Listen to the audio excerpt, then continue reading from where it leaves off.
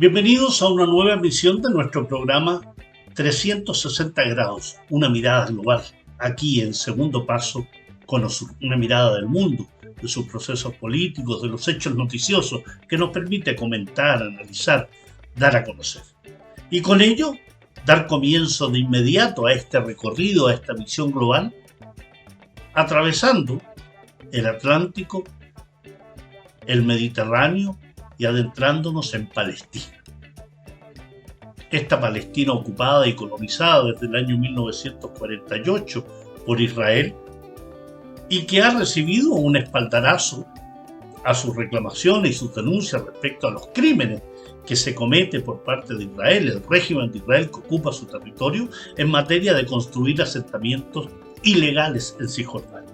El gobierno estadounidense ha declarado ante el Consejo de Seguridad de las Naciones Unidas que los asentamientos israelíes en los territorios palestinos ocupados han llegado a un punto crítico y que incluso socavan la propia viabilidad de una solución negociada de los dos estados, como se ha denominado aquella idea de un estado palestino y un estado israelí. La embajadora de Estados Unidos ante la ONU, Linda Thomas-Greenfield, hizo estas declaraciones ante el organismo internacional en la reunión mensual que se hace en la ONU sobre la situación en Palestina, sujetos, recordemos, a un proceso de ocupación y colonización como es aquella que hace Israel desde el año 1948. Ante ello, un par de precisiones. Esta es una declaración hipócrita de parte de Estados Unidos, socio fiel, aval y cómplice de la ocupación y colonización de Palestina. Y segundo, los asentamientos son parte del problema que suma la propia existencia de un régimen criminal como es el sionismo, que desde el año 1948, cuando nace la vida internacional, ha significado la desestabilización, la invasión y crímenes no solo en Palestina, sino también en el resto de Asia Occidental. Ha sido Estados Unidos y los grupos de presión ligados al sionismo los que envían cientos de millones de dólares cada año para seguir estableciendo asentamientos en Cisjordania con colonos extranjeros extremistas. Es el doble juego permanente e hipócrita de Estados Unidos. Nos vamos ahora a Europa, retrocedemos, ¿no? Nos vamos hacia el occidente y nos adentramos en Europa, donde en una reunión efectuada en Inglaterra por el llamado grupo G7, las 7 economías capitalistas más poderosas y millonarias del mundo, Alemania, Canadá, Estados Unidos, Francia, Italia, Japón y Gran Bretaña, se han unido a las amenazas que ha proferido y que hace y que concreta la OTAN contra Rusia respecto a una supuesta amenaza de invasión por parte de Rusia contra Ucrania. Información que el gobierno ruso ha calificado como falsa e interesada, destinada a generar una tensión que avale el movimiento de tropas que ha hecho la Organización del Tratado del Atlántico Norte, la OTAN. El G7 ha advertido a Rusia las serias consecuencias que significaría una agresión contra Ucrania. Extraño, por decirlo menos, ya que es la OTAN.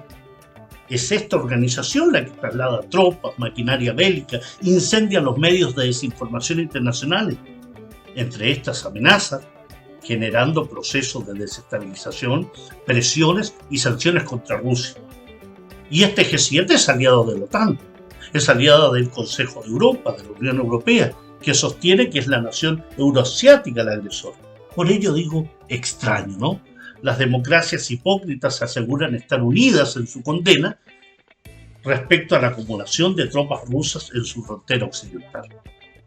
Nuevamente, una imagen hipócrita, una imagen falsaria, pues un país soberano como Rusia, que traslada tropas dentro de su territorio, en sus fronteras para defenderse, es catalogado como agresor. En cambio, aquellos que realizan ejercicios militares que trasladan miles de efectivos a los países limítrofes con la nación euroasiática y que además tienen las propias tropas nacionales de esos países limítrofes, parecen ser los mansos corderos, las mansas ovejas de esta realidad de un contencioso que pretende acordonar a Rusia. Es el mundo al revés. Nos vamos al sur de Europa. Cruzamos el Mediterráneo nuevamente y nos adentramos en el Magreb, en África, en el norte africano, donde Argelia, la República de Argelia, ha advertido de la hegemonía de Israel sobre África en medio de la creciente cooperación política, diplomática y militar entre Marruecos y el régimen de Tel Aviv. Los argelinos están denunciando esta alianza militar marroquí-israelí que va a afectar a toda la región del norte de África, según palabras del ministro argelino de Asuntos Exteriores, Ramtane Lamamra. El gobierno argelino está advirtiendo, no solo al Magreb, sino que al conjunto de África, que la presencia del sionismo en África, ya en Marruecos, ya en Egipto, ya en Sudán, puede generar distorsiones muy difíciles de solucionar y de contender cuando bien sabemos el tipo de régimen que es el sionista.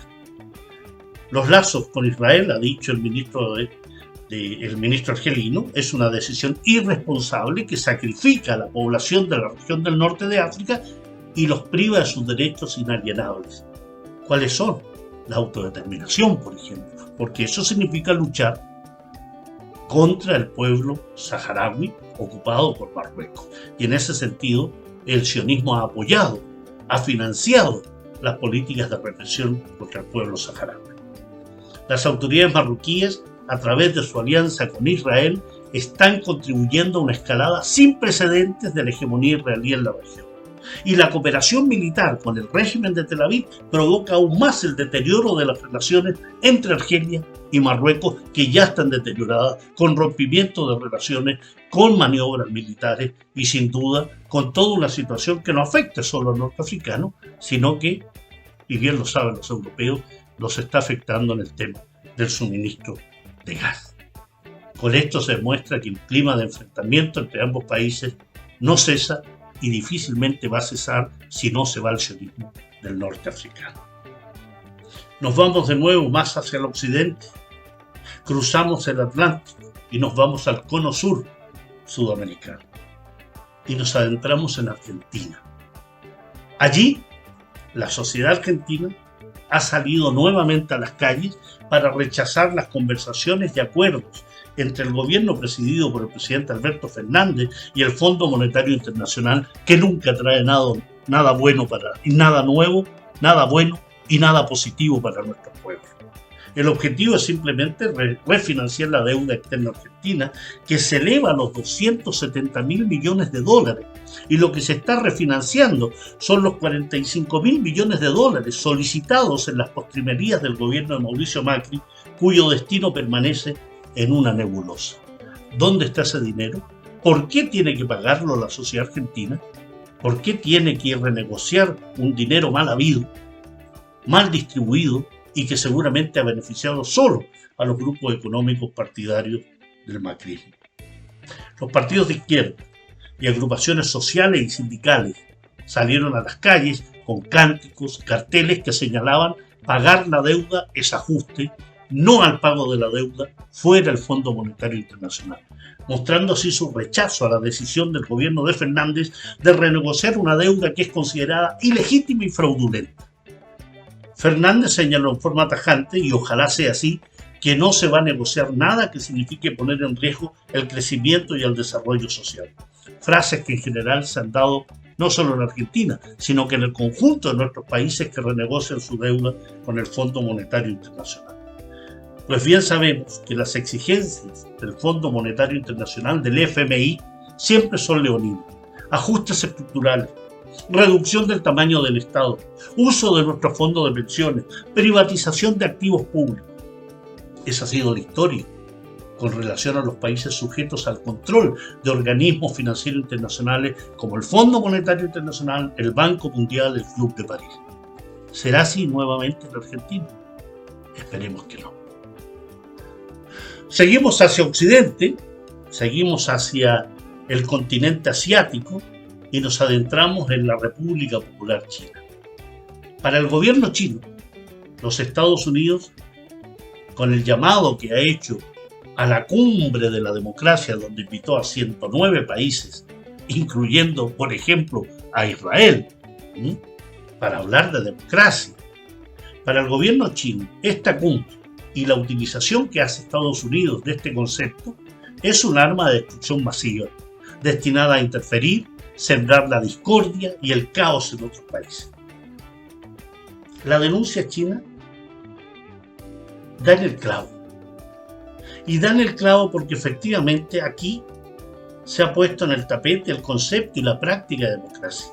No saco nada con decir que soy un país democrático cuando reprimo a mi población, cuando ocupo otro país, cuando lo colonizo, cuando invado, cuando agredo. La Cancillería china sostiene que la cumbre fue organizada por Washington para trazar líneas de prejuicio ideológico, para instrumentalizar y convertir la democracia del tipo representativa en un arma destinada a incitar la división y la confrontación.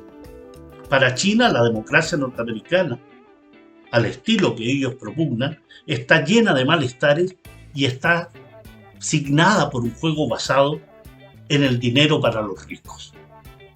Para el gobierno de la nación asiática, el concepto y práctica de lo que Estados Unidos llama democracia es en realidad una plutocracia, influenciada por los poderosos grupos de presión energético, complejo militar industrial, saudí, sionista, que marcan la política exterior de Estados Unidos. China no le ha dado importancia a esta cumbre. Bien sabemos las críticas que existen respecto al carácter político que tiene y al modelo político y económico que tiene China. Pero para China, las definiciones y la práctica de esta democracia representativa en realidad se limita a una política monetaria. Y el gobierno norteamericano, según los chinos, pertenece a unas pocas élites. Cuestión que coincido plenamente, ¿no? Un tema que al menos deja en el aire la necesidad de discutir qué significa y qué efectos tiene sobre nuestra vida lo que Occidente llama democracia, que nos impone ese concepto y ese modelo, pero en realidad suelen ser modelos, conceptos y prácticas que han oprimido a nuestros pueblos sin darle satisfacción a las necesidades y al desarrollo de cada uno de nuestros países. Amigos, amigas, los saludo fraternalmente y nos encontramos en una próxima emisión en 360 grados, mirada global, aquí en Segundo Paso, Cono Sur.